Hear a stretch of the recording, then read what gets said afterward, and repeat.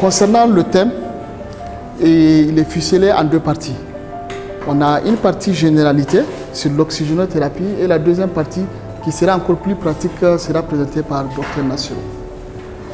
Donc, concernant les généralités sur l'oxygénothérapie, on a élaboré le plan suivant. Bon, l'introduction, les objectifs à retenir, des généralités dans lesquelles on verra beaucoup de définitions et un rappel physiologique. Donc, il y a trois termes assez banals pour l'introduction. Le sang, qu'il faut savoir que le sang assure le transport des gaz respiratoires entre les poumons et les tissus. Son importance, c'est le transport. L'oxygène, là qui est un élément vital au fonctionnement de l'organisme, qui n'en dispose pas en réserve, d'où la nécessité d'un apport permanent. L'organisme n'a pas de réserve en oxygène. On n'a aucune fonctionnalité qui peut assurer de l'oxygène ailleurs de l'organisme qu'en cas de besoin, il peut l'utiliser comme donc le glucose et autres éléments. Il faut lui apporter. Le monitorage, donc dans de la saturation en oxygène, qui est une méthode de surveillance irremplaçable des états de détresse et de l'oxygénothérapie. L'oxygène qui est fondamental à apporter, le sang qui va le transporter des poumons jusqu'au niveau des tissus et le monitorer. Donc pour l'objectif, c'est surtout de définir les principaux termes liés à la respiration, connaître les essentiels de transport de l'oxygène. Donc en définition, ça serait pas assez banal, hein. Donc qu'il faut bien faire des nuances entre les différents termes. La respiration qui est l'ensemble des phénomènes physiologiques qui permettent à l'organisme de capter l'oxygène de l'air ambiant, l'air qu'on respire, de le faire transporter donc à toutes les cellules qui l'utilisent pour leur métabolisme, leur croissance et de les ramener donc de la cellule vers l'atmosphère. Donc le CO2 qui est le produit du métabolisme cellulaire. Donc l'oxygène qui passe, donc la respiration ce n'est rien d'autre que l'apport de l'oxygène et le rejet du CO2 qui n'est que le résultat du métabolisme. Donc la ventilation, donc qui va s'inspirer sur l'inspiration, sur l'expiration. On ne va pas revenir sur les détails. Et l'hématose, phénomène physiologique qui permet de transformer le sang veineux en sang artériel. Il est très important dans la ventilation. L'hémoglobine, ici, voilà, il faut juste retenir que cette hémoglobine, contenue au niveau des globules rouges, une mole d'hémoglobine peut fixer 4 moles d'oxygène. Donc l'hémoglobine, son importance ici, c'est de fixer l'oxygène et de l'apporter au niveau des tissus. Donc une mole, 4 moles d'oxygène.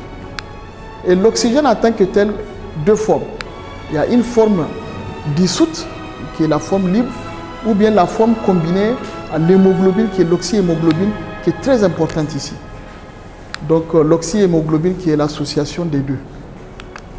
Donc l'oxygénothérapie, c'est l'administration médicale. C'est une prescription, comme il l'a dit, hein, c'est une prescription médicale, l'oxygénothérapie. De la même manière que l'antibiotique est prescrit, l'oxygène est prescrit. Mais le prescrire comment, à qui, comment le faire, quand est-ce qu'il faut arrêter, comment le surveiller.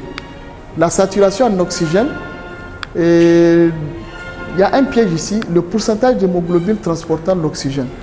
Exemple, si on me dit l'oxygène, je suis à une saturation à 98%, ce n'est pas 98% de mon sang qui est oxygéné, c'est plutôt 98% des hémoglobines présentes dans l'organisme sont saturées donc, en oxygène. Donc c'est le pourcentage de l'hémoglobine transportant l'oxygène. Il faut faire la nuance aussi. L'oxymètre de pouls, donc que vous allez voir en pratique, qu'on appelle le saturomètre, permettant de monitorer. Le concentrateur d'oxygène aussi, un dispositif que vous allez voir donc plus largement là-bas. Les deux termes, l'hypoxémie. L'hypoxémie, c'est la baisse de l'oxygène transporté dans le sang. Donc l'hypoxie, donc qui constitue la baisse de l'oxygène est émis dans le sang, qui est différent de l'hypoxie, qui est la baisse de l'oxygène délivré au niveau des tissus. Hypoxémie, c'est dans le sang. Hypoxie, c'est au niveau des tissus. Il y a beaucoup qui font l'erreur, donc ils mettent un saturomètre, et on est à 88%, on dit on est en hypoxie. Non. L'hypoxie, c'est surtout plus clinique. S'il y a des manifestations, si mon patient il désature et qu'il a une obnubulation, je peux penser à une hypoxie cérébrale. Alors que l'hypoxémie, il faut des gaz de sang. Je fais des gaz de sang si le pourcentage du laboratoire m'indique que je suis en bas de la valeur usuelle, je suis en hypoxémie. Donc, après, c'est tellement savoir un peu le transport de l'oxygène qu'on va voir surtout en image. L'oxygène, ici, on a un peu caricaturé donc, avec le schéma comparatif. Donc, la membrane alvéolo-capillaire qui divise un peu le transport de l'oxygène, non seulement au niveau des poumons, ici au niveau sanguin.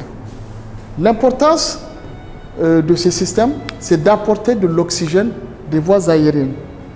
Donc, je respire, ici l'air inspiré, je vois une pression qui est à 160 en oxygène.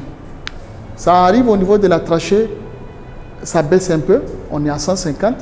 On arrive au niveau de l'alvéole, au lieu de 150, on se retrouve avec 110. Déjà, au niveau de l'alvéole, on va retrouver une petite réserve du CO2 qui est sur le point d'être évacué, donc à 40. Ici, cette membrane divise, bon, elle fait la frontière entre le respiratoire et le sang. Puisque là, tout ce qu'on a inspiré en oxygène doit passer dans le sang. C'est ça le plus important. On respire, au niveau de la membrane alvéolo-capillaire, il y aura l'échange. Donc ça va passer au niveau de l'artère. Donc vous voyez, de 110, on se retrouve à 100. L'artère qui amène au niveau des organes cet oxygène et la veine qui récupère le sang. Le sang qui a déjà été utilisé au niveau des organes, donc qui est encore plus riche en CO2. Et l'oxygène également en 40. Ce n'est pas l'ensemble de l'oxygène qui est déposé. Il y a une certaine fraction qui sont aussi rejetées. Donc, c'est la même chose. Hein. Donc, l'oxygène qui est inspiré depuis l'air qui passe, l'oxygène passe dans les alvéoles. Donc, en toi, le sang doit contenir suffisamment d'hémoglobine, puisque tant qu'on n'a pas d'hémoglobine, on ne peut pas transporter l'oxygène. Une mole d'hémoglobine transporte 4 moles d'oxygène. Vous voyez donc, quand vous voyez un patient qui est en anémie à 4-5 grammes, c'est difficile d'avoir une bonne saturation. C'est difficile. Donc, l'image ici encore reprise, plus largement, ça c'est au niveau des vaisseaux, donc vasculaire, et là l'oxygénation au niveau des alvéoles. Donc l'alvéole qui apporte de l'oxygène et le sang qui dégage le CO2 après le métabolisme. Pour le transport de l'oxygène, il y a 3 formes, mais la forme la plus importante dans ce contexte, c'est la forme qui se trouve au niveau des vaisseaux, qui est l'oxyhémoglobine, l'association de l'oxygène et de l'hémoglobine. Au niveau des muscles, il y en a au niveau du cerveau aussi. On va voir ici la relation entre l'apport en oxygène et la saturation.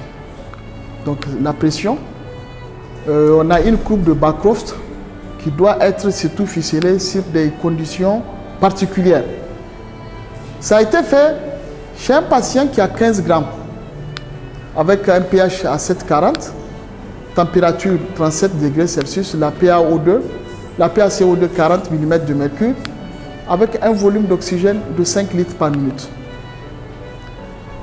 Voilà cette courbe. On a ici en abscisse la pression en oxygène qui correspond à un volume d'oxygène et en ordonnée la saturation. C'est pour voir ce que j'apporte en oxygène, qu'est-ce que ça peut me permettre au niveau de la saturation. On a scindé en 2 parties.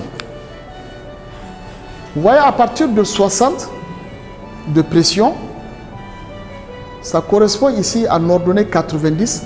Donc entre 60 et 100 mm de mercure de pression d'oxygène, je me retrouve entre 90 et 100% de saturation. Vous voyez ici, la courbe elle est assez plate. Donc à partir de 60 mm de mercure de pression d'oxygène, je peux être efficace, puisque minimum je serai à 90%. Mais en dessous de 60, vous allez voir, la courbe est raide. On descend, on descend. On va se retrouver entre 90 et 31% de saturation. Pourtant, une petite réduction à partir de 60 de la pression, on a une désaturation importante. Ce qui veut dire ici, une bonne pression, apport de l'oxygène assez efficace dans les bonnes conditions permet de bien faire saturer le patient. Si la pression n'est pas dans les normes, peu importe, on ne peut pas être efficace et les conséquences qui vont venir seront délétères pour le patient. Voilà. Bancroft se retrouve encore ici. On est toujours ici à 100%, donc à 100%, à 100 mm de mercure de pression. Ici 100%. Là où la courbe est plate, c'est à partir de 60.